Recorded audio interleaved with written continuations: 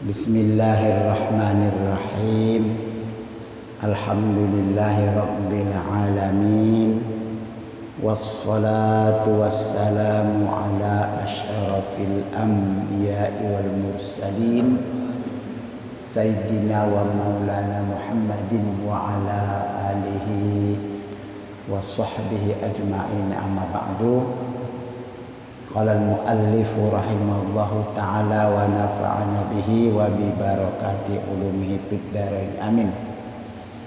Yang saya muliakan bapak-bapak, ibu-ibu jamaah Masjid Besar Ar-Ridwan.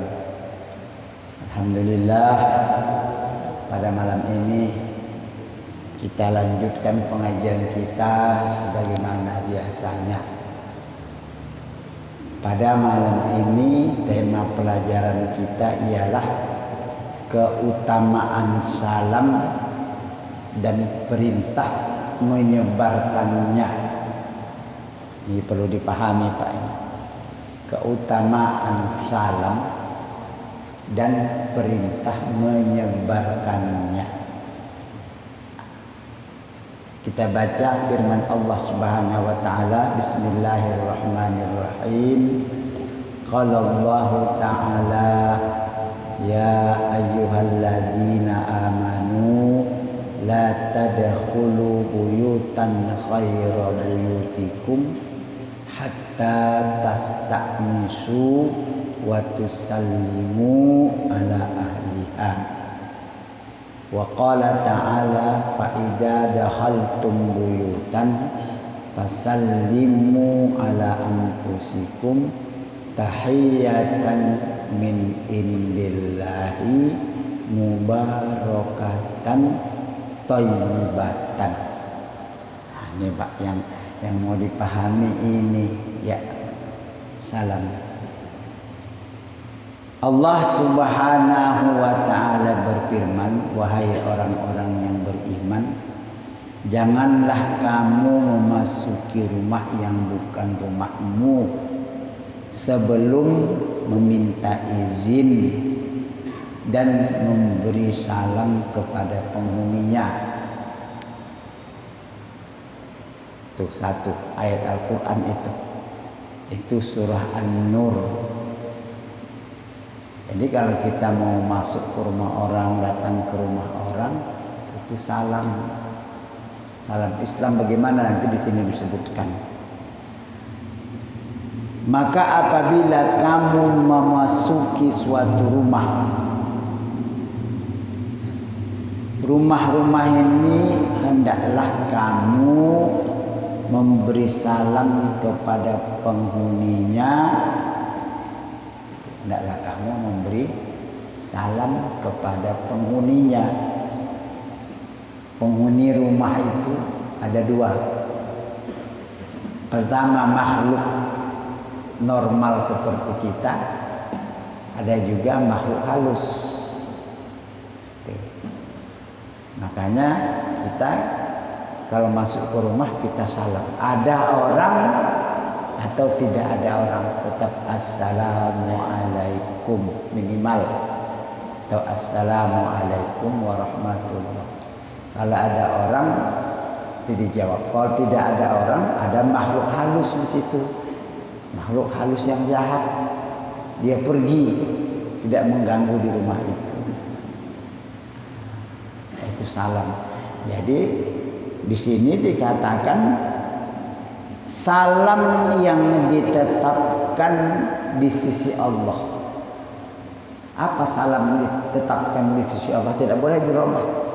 Assalamualaikum warahmatullahi wabarakatuh. Sekurang-kurangnya assalamualaikum. Itu paling kurang itu. Salat juga begitu.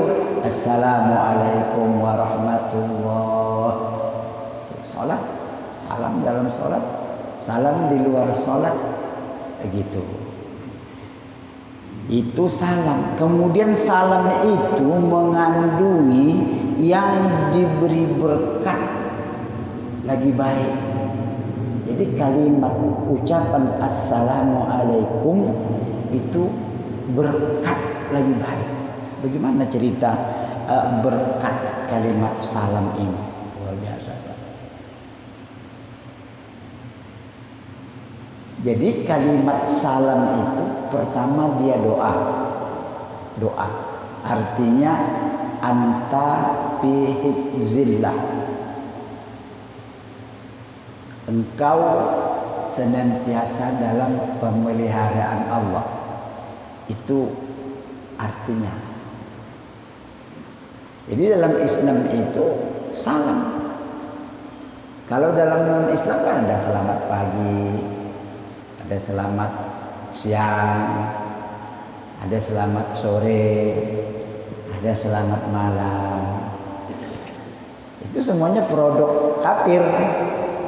Hanya kita mengikut-ikut aja, asalnya adalah good morning, diterjemahkan selamat pagi. Itu sebenarnya salam. Kalau good morning pagi saja selamat. Entar asar belum tahu, sore belum tahu. Tapi kalau sudah assalamualaikum, selama-lamanya selamat. Tuh, tidak pagi, tidak sore, tidak malam, 24 jam selamat. Itu kalimat assalamualaikum. Makanya dia mengandung tahiyatan mubarakatan. Luar biasa salam ini, Masya Allah. Mengandung barokah. Ada barokah salam ini. Di mana letak barokah salam itu? Nah, ini kita cerita tentang berkah salam. Karena yang dikatakan barokah itu ialah Allah berikan satu kebaikan yang lebih pada ucapan salam itu. Umpamanya begini, itu hebatnya Pak. Umpamanya bapak-bapak sedang bawa mobil atau bawa motor atau berjalan atau apa saja, tiba-tiba kita mau dirampok orang, mau diambil orang, salam assalamualaikum, insya Allah nggak jadi. Ada orang mau niat jahat sama kita, mau mukul kita, assalamualaikum. Itu barokahnya salam itu. Itu ayat senjata kita itu ya. Ibu-ibu diajarin di rumah. Kalau ada orang tiba-tiba ngetok pintu, kita lagi nggak ada di rumah dengan niat jahat, ya suruh ibunya salam assalamualaikum. Dengan ucapan assalamualaikum kita itu, niat dia tadi yang ingin berbuat jahat sama kita, dia lupa mau ngapain, dia nggak ingat. Umpamanya nih lewat tengah malam ketakutan nih, aduh serem ini. Nggak ada seremnya kalau sama orang Islam, ada senjatanya, ada senjata. Ini serem banget nih, takut, nggak usah lewat. Assalamualaikum. Kalau rasa-rasa kita itu kan ada satu ketika kita itu di satu tempat itu rasanya curiga banget kita, serem banget. Assalamualaikum. Pokoknya lewat kawasan perkuburan itu salam. Ini masjid, masuk ke masjid umpamanya kan di sini makhluk macam-macam nih. Kalau bapak datang ke sini jam 2 dan 3 pagi, macam di sini orang makhluk ini. Mereka ada yang beribadah, ada yang mau bermain-main. Jadi kita masuk di pintu itu, udah assalamualaikum, insya Allah mereka pergi, nggak ganggu lagi. Jangan takut. Katanya takut ke pagi-pagi ke masjid, ada anunya, ada mudiknya, ada, jangan, salah. Ada senjata kita salam. Dengan ucapan salam itu sendiri mereka udah panas, udah salam. Itu tahiyatan mubarakatan. Kalimat salam itu yang mempunyai berkah, satu kelebihan. Insyaallah luar biasa ya. Apalagi ada satu bukti yang lain, umpamanya di satu tempat ataupun kita zaman dulu ini masih banyak pohon-pohon kayu. Katanya ada pohon kayu yang ada mediknya, ada hantunya. Sehingga orang takut lewat di situ, nggak berani tebang pohon itu. Jangan ucap bismillah, assalamualaikum, tebang. Dengan sendiri makhluk yang nunggu di situ itu pergi dengan ucapan salam itu, dia nggak tahan. Ya kalau kita datang tiba-tiba main potong, habis kita diganggu sama dia. Karena kita tidak punya senjata. Salam, assalamualaikum. Hanya luar biasa, Pak. Coba yang pernah ngerasain bermusuhan sama orang lain. Mbak enak kalau ketemu dia, mbak enak kalau begitu salam, gimana rasanya? Beda rasanya. Assalamualaikum, dia jawab waalaikumsalam. Beda rasanya orang yang bermusuhan. Assalamualaikum. Gitu Pak. Jadi setiap kita masuk ke rumah, assalamualaikum. Ada nggak ada orang, pokoknya kita assalamualaikum. Itu salam kita itu mempunyai satu potensi yang tinggi tuh, untuk menghilangkan kejahatan-kejahatan. Itu salam, insyaallah ya. Ada lagi yang hebat salam ini, Pak. Kalau kita lewat kawasan perkuburan di mana-mana aja lah perkuburan, baik di kampung atau di bayur atau di mana semuanya, mesti salam, jangan tidak salam.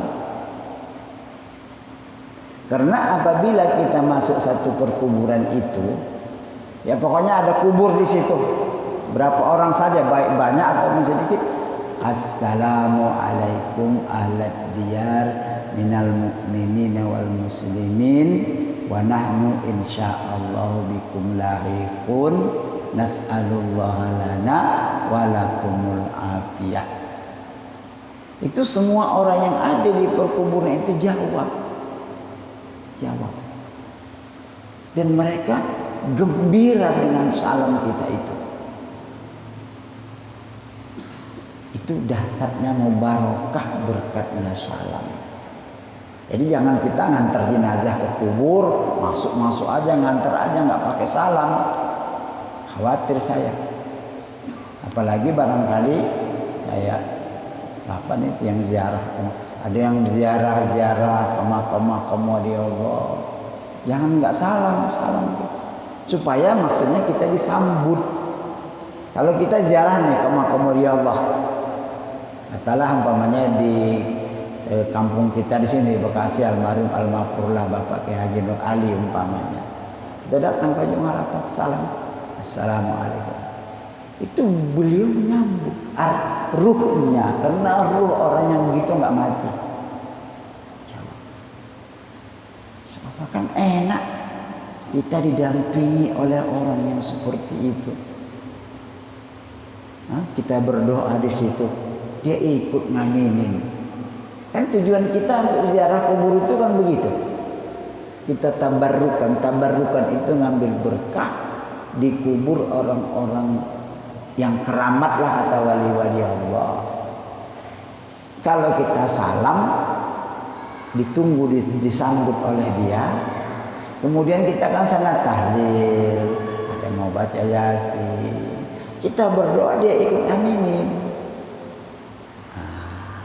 Itu Pak.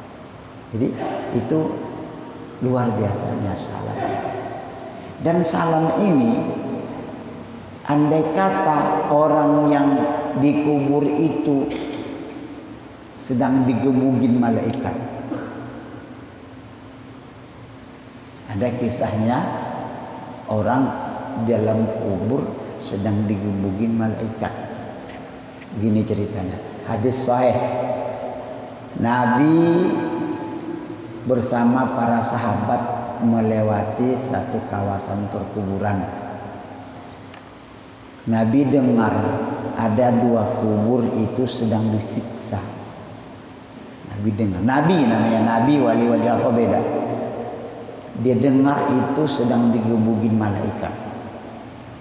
Terus dia perintahkan sahabat, potong pelepah kurma bagi 2. Sahabat lakukan, potong. Satu diletakkan di atas kubur sini, satu lagi diletakkan. Sahabat bertanya, kenapa demikian ya Rasulullah? Daun kurma ini bertasbih sebelum kering. Dan tasbih daun kurma ini bermanfaat, meringankan orang yang lagi siksa dalam kubur itu. Kita kan tidak tahu tasbih daun kurma apa. Kalau tasbih kita subhanallah, alhamdulillah, wala ilaha illallah, Allahu akbar, kita bertahlil. Kurma, batu-batu itu bertasbih. Nah sekarang ini nggak ada lagi orang melakukan itu. Kalau dulu di sini ceritanya, kalau ada orang meninggal itu daun kelapa ya, zaman dulu daun kelapa. Sekarang udah susah daun kelapa, kembang. Kembang itu sebelum dia kering dia mau cek tasbih. Nah jadi yang dalam kubur itu tetap mendapat manfaat daripada tasbih. Apa itu? Tasbih daun-daun ini, kembang-kembang. Itu tasbih daun, apalagi tasbih manusia, salam manusia. Tuh. Itu satu. Kita yang kedua, di dalam kitab Manaqib Syekh Abdul Qadir Al-Jilani disebutkan, diceritakan bahwa pada satu hari Syekh Abdul Qadir Al-Jilani melewati tempat, kebetulan ada kubur, dan orang yang dikubur itu sedang teriak-teriak digebugin malaikat. Tuh wali Allah, dengar dia. Syekh Abdul Qadir Jailani kenal dengan suara ini.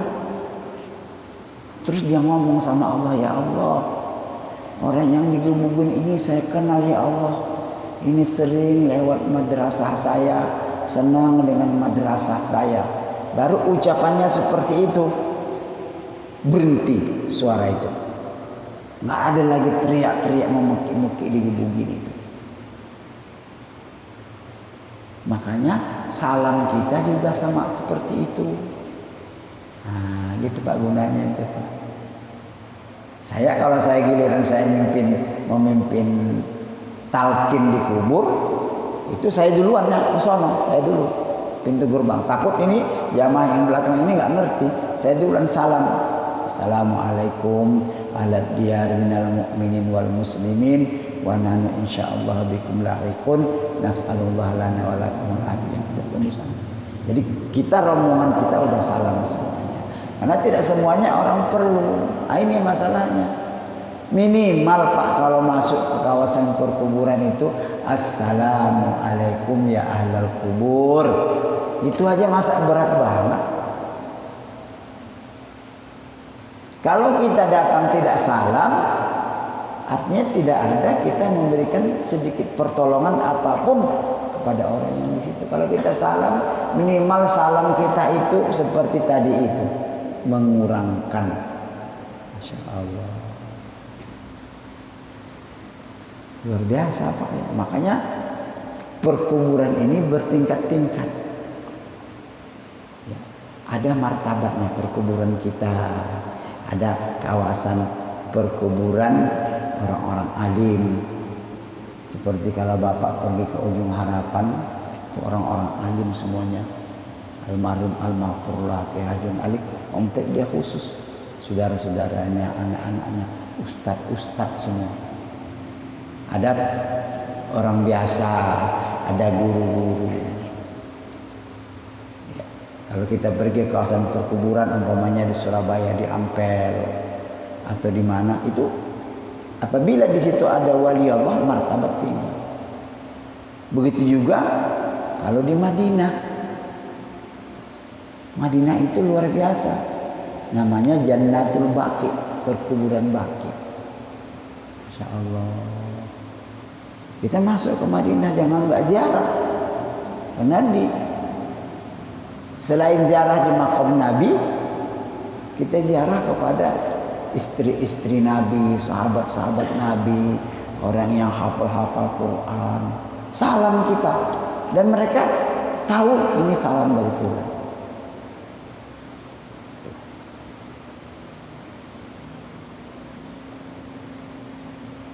Di Makkah sangat luar biasa. Ma'la namanya. Masya Allah.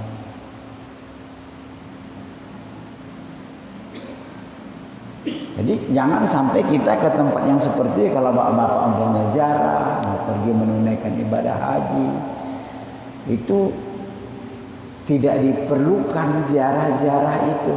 Padahal adanya di dekat-dekat masjid. Kita tidak perlu naik kendaraan. Itu jalan doang, jalan kaki. Nanya orang. Nah, apa kelebihan ini kubur ini?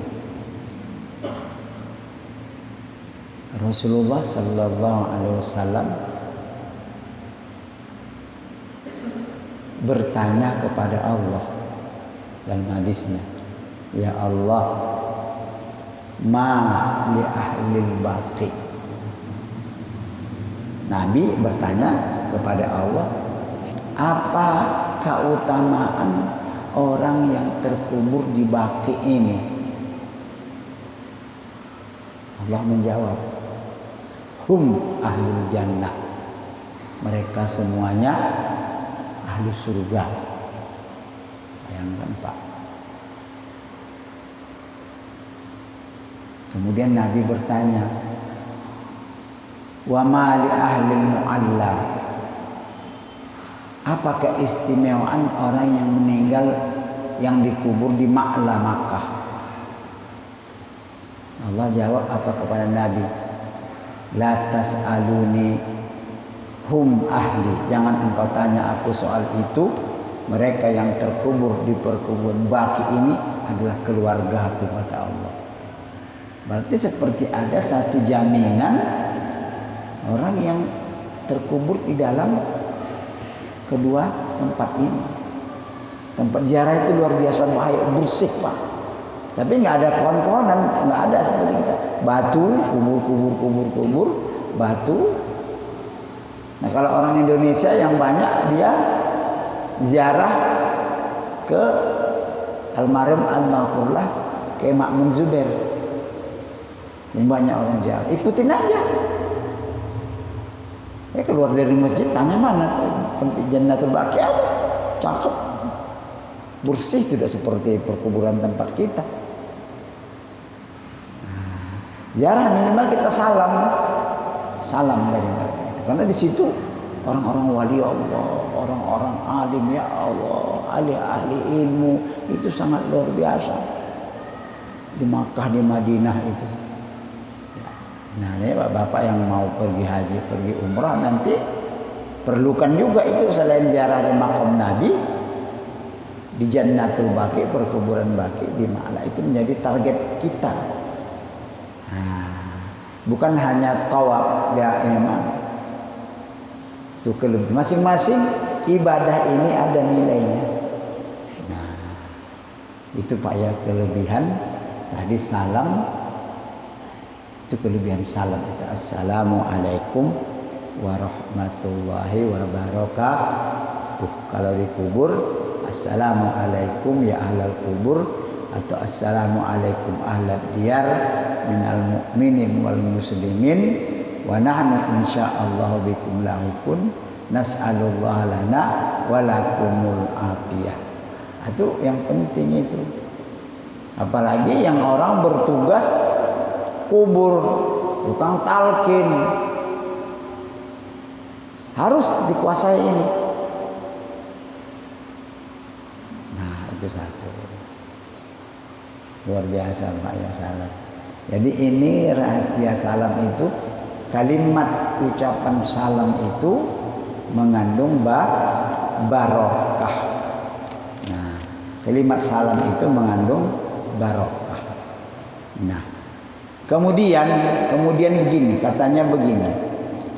Bismillahirrahmanirrahim, kita baca hadis yang pertama an Abu Hurairah radhiyallahu anhu anna Rasulullah sallallahu alaihi wasallam la tabda'ul yahuda wan nasara bis salam fa idza laqitum ahadahum fit tariq fadarruhu ila adyaqihi. Rasulullah SAW, hadis dari Abu Hurairah, sesungguhnya Rasulullah SAW bersabda, jangan mendahului orang Yahudi dan Nasrani dengan salam. Nggak boleh kita, ini larangan. Jangan kamu ucap salam sama orang non Muslim. Jangan. Sama orang non Muslim itu, orang non Muslim, Assalamualaikum. Ngapain ente pakai salam-salam? Jangan, haram hukumnya. Nah, dan diajarkan oleh Nabi, idza sallama alaikum ahlul kitab faqulu wa alaikum.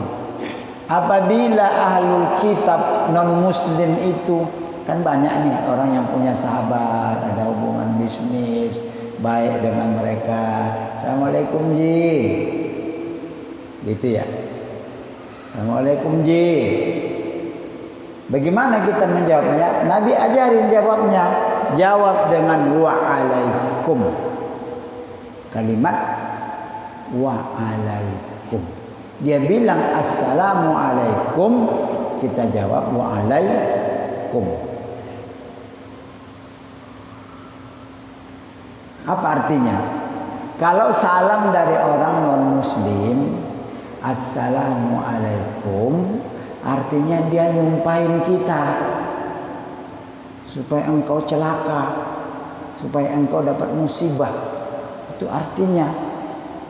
Nabi ngajarin kita wa'alaikum dan engkau juga. Jadi sumpah dia kepada kita supaya engkau dapat musibah dengan ucapan wa'alaikum, batal doa dia. Jawab wa'alaikum, jangan diam aja. Wa'alaikum. Jangan wa'alaikumussalam. Kalau wa'alaikumussalam berarti mendoakan dia. Nggak boleh, haram hukumnya. Jangan mendoakan. Ini bapak-bapak nih, para ustadz ini, ya mungkin ada tetangga, ada apa yang lagi selamatan, kebetulan non muslim, diundang suruh baca doa, nggak boleh. Kita boleh hadir kalau kawan kita, saudara kita itu sebangsa dan senegara meninggal. Kita datang, tapi nggak boleh baca doa. Datang bersimpati saja, turut berlangsung kawan. Nah, kalau untuk mendoakan Allahumma warhamhu, bahaya. Ya boleh. Datang aja, rasa simpati gitu aja. Nah, kalau disuruh baca doa selamat, jangan, tidak boleh.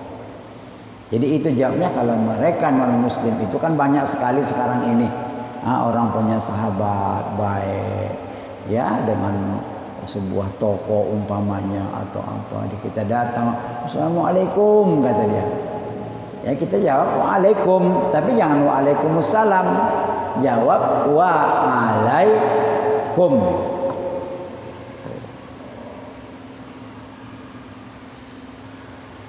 Itu bagaimana? Bapak-bapak diundang di satu tempat, pesta kawin atau kantor-kantor.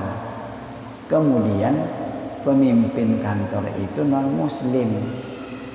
Dia merasa dia menjaga adab. Assalamualaikum warahmatullahi wabarakatuh.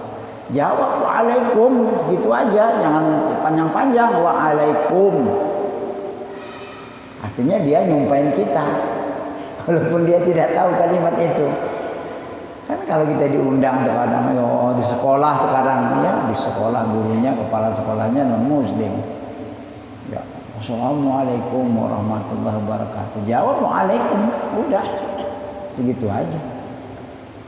Jangan diterusin jawabannya.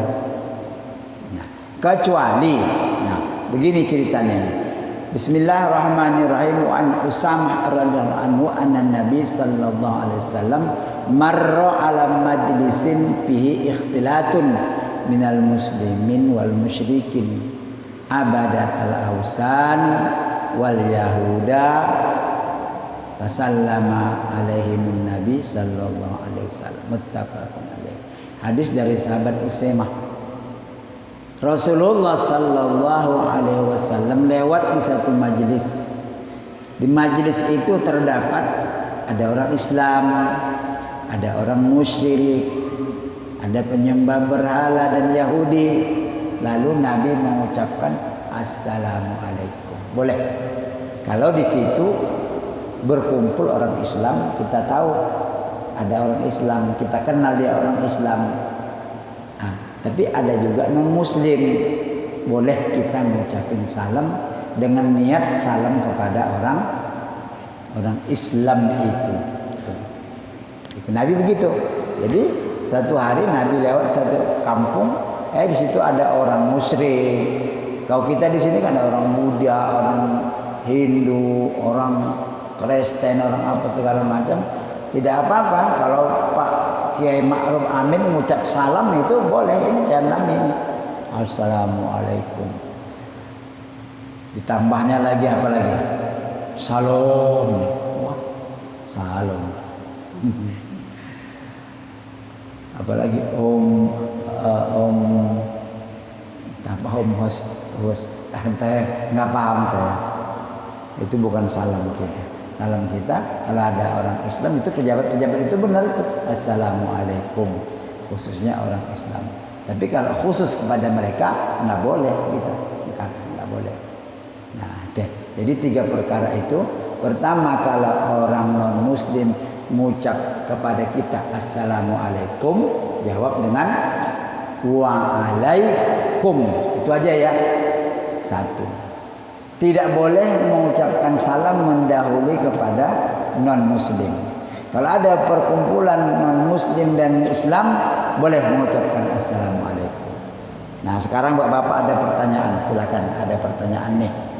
Nah, silakan nih tentang salam ini. Iya. Tadi tentang ziarah ibadah dan makna. Iya, nah ini dia.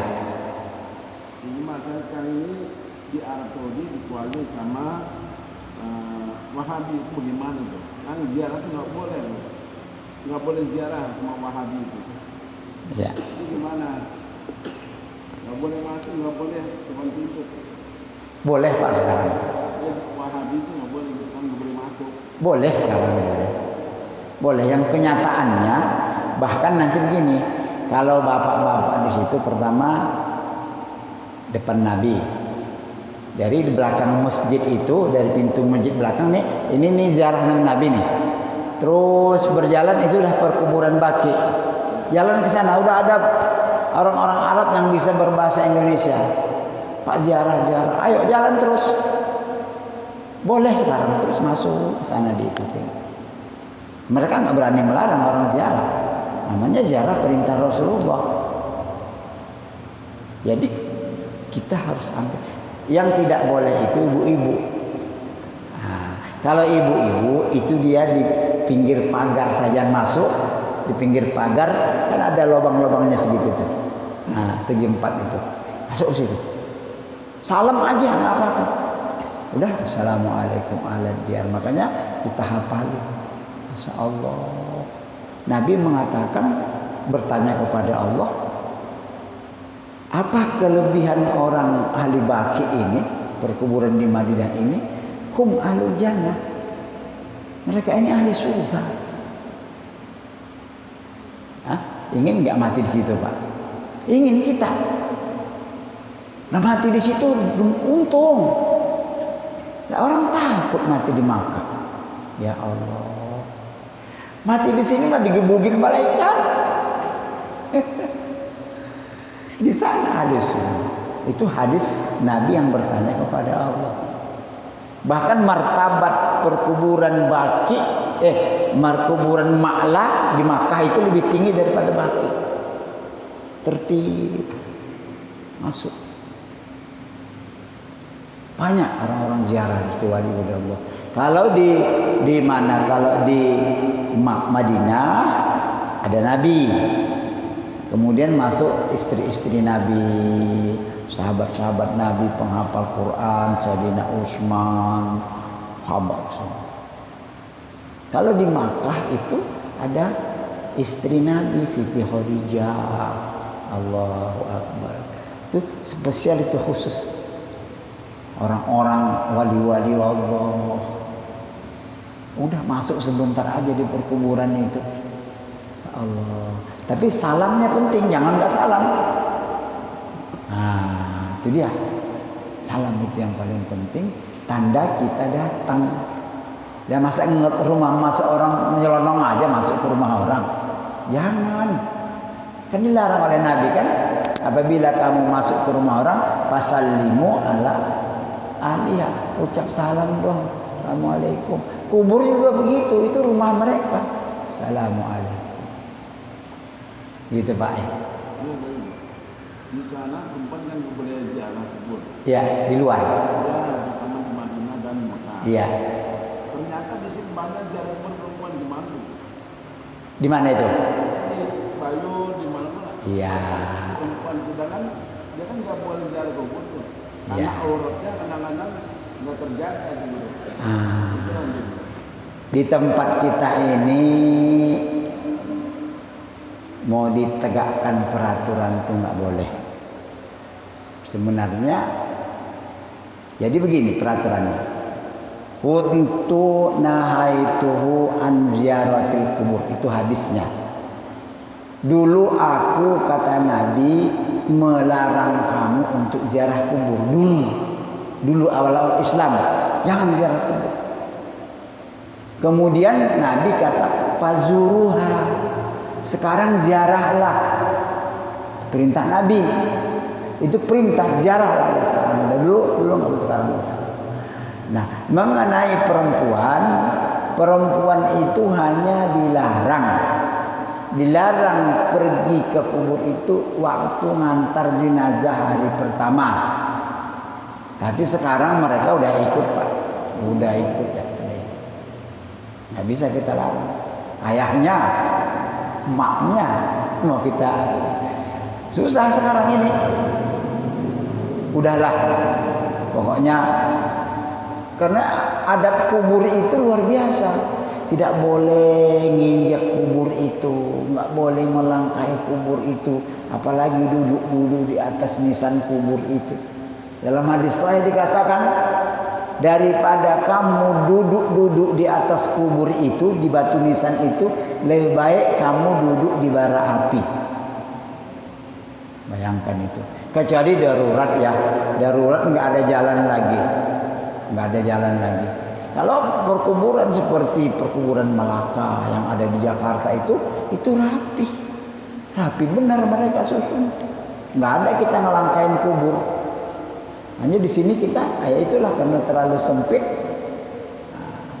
Ya mudah-mudahan keluarga kita larang, jangan. Nah, kalau boleh ziarah hari-hari lain. Jadi hari pertama jangan ikut ngantar jenazah. Nah, hari kedua besok baru boleh. Itu dia hukumnya.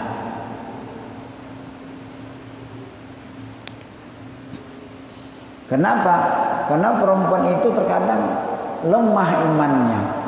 Kalau udah di kawasan situ, Masya Allah, udah hancur anjlok imannya. Apalagi orang yang meninggal itu orang dia kasihi, emaknya umpamanya. Sayang, wah, saya udah lihat itu. Bahkan ada seseorang udah pejabat tinggi pejabatnya, maknya meninggal, kakak saya ikut, nangis sampai bilang jangan, nggak mau dia. Ya udah, kita nggak bisa bilang apa-apa. Hanya kita sudah melarang. Mungkin ada pertanyaan lain lagi? Ya. Iya. Sebelum bahas lagi. Ini kan banyak orang pada ziarah nih. Iya. Itu juga kan. Kalau memang itu perempuan nggak boleh. Itu banyak sekali. Iya. menanyakan ini hukum bagaimana? Beda hukum, masalah Ya. hukum. Kalau emang itu boleh perempuan ziarah, ya secara hukum, ya gimana? Kalau memang enggak ya enggak.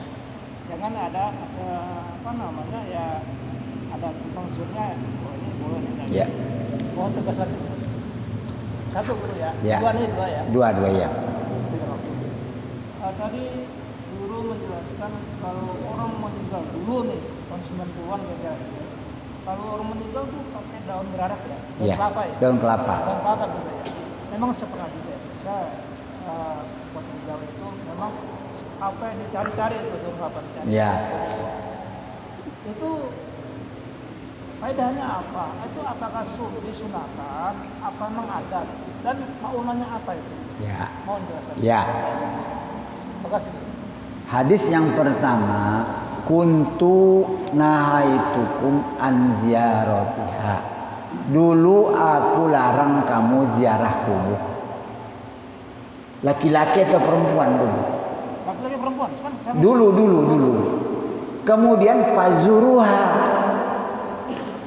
Wahai laki-laki dan perempuan, ziarahlah kamu.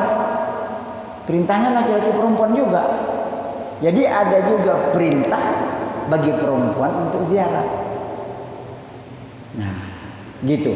Hanya hari yang pertama untuk perkuburan hari pertama itu sebaiknya perempuan jangan hadir karena mereka tidak kuat untuk menahan emosinya. Boleh perempuan. Yang sekarang ini Pak, kalau kita pergi kemana-mana tempat ziarah di Indonesia ini khususnya itu laki-laki perempuan itu nggak apa-apa udah. Baik yang haid, tidak ada larangan perempuan yang haid, perempuan yang tidak haid, silakan saja ziarah nggak apa. Yang penting kamu mengirimkan membaca sesuatu bagi mereka itu nggak apa-apa lah perempuan laki-laki itu. Kalau dia haid nggak apa-apa. Nggak apa-apa. Yang haid itu tidak boleh ke masjid aja. Iya. Kalau kuburan nggak ada masalah. Ya. Hanya dia tidak boleh baca Quran ya, hanya tidak boleh baca Quran. Itu satu ya. Yang kedua, masalah pelepah daun kelapa tadi. Jadi ketika Nabi memerintahkan potong pelepah kurma, potong oleh sahabat. Kemudian belah dua, serek dibelah dua tuh. Kemudian nanti sebelah taruh di kubur ini, sebelah taruh di kubur ini. Sahabat bertanya, kenapa demikian ya Rasulullah? Daun kurma atau daun kelapa yang masih hijau ini bertasbih kepada Allah, termasuk daun kelapa, termasuk bunga-bunga yang ada sekarang itu. Tasbih mereka ini meringankan siksa orang yang ada dalam kubur itu. Itu Rasulullah itu Ustaz. Termasuk daun kelapa, termasuk sekarang ini kan kita beli kembang, kita urin itu sebelum kering.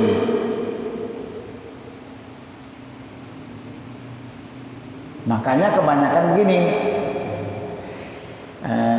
ditanam begitu sudah ada penguburan, ditanam pohon apa itu, Kamboja ya. Karena pohon Kamboja itu nggak perlu disiram, tumbuh dengan sendirinya. Nanti itulah yang bertasbih. Kalau di sini perkuburan Bayur sini, ini luar biasa. Bapak lihat tuh pohon-pohon besar itu daunnya itu miliaran itu Pak. Semua daun itu bertasbih itu. Semua daun itu bertasbih itu yang ada di situ. Betapa untungnya itu orang-orang yang di Bayur itu. Semuanya dapat tasbih itu, masya Allah. Sama dengan perkuburan kita. Tapi kalau di Makkah itu nggak ada pohon. Semuanya batu, Madinah batu semua. Karena mereka telah terjamin, mereka ahli surga. Kalau sini kan perlu bantuan. Nah, bro. Ya. Sekarang mau kelapa udah jarang banget. Ya. Kalau daun pisang di mana? Sama. Sama apanya? Sama daun pisang itu kualitasnya tasbihnya sama dengan daun kurma, sama dengan daun kelapa. Termasuk kembang yang kita beli sekarang itu kan kembang tuh. Sama. Sebelum mereka ini kering. Ya, istilahnya bagus juga tadi itu daun pisang. taruh aja daun pisang, sama. Orang pelepah pisang. Terserah bagaimana caranya. Kalau sekarang ini orang lebih senang itu apa itu? Kembang, beli kembang. Jadi setelah dikubur rata di kembang. Itu 3 hari udah kering. Nanti tambah lagi. Pakai daun pisang cakep. Karena daun pisang agak lamaan keringnya itu, mungkin ada seminggu 2 minggu. Nah, gitu Pak. Ada pertanyaan yang lain Pak dari sini nih? Jarak juga. Iya. Kebanyakan orang yang ngerti agama malah membawa kehidupan begitu banyak. Udah di Indonesia nih. Kita nggak tahu namanya. Kalau memang itu ada larangan, kan dia kan lebih tahu. Jadi kan ada dulu dia boleh. Iya. Jadi kita tuh nggak perlu kita perpanjang malah. Ya uangnya kita melarang imigrasi itu udah boleh ya. Udah boleh. Ya nggak perlu kita berdebatin. Nggak boleh, ada perintah Nabi kok ziarah. Walaupun siapa kan yang bawa gitu. Karena yang diharapkan dengan ziarah itu adalah doa orang yang berziarah itu. Kan banyak perempuan yang solihah, yang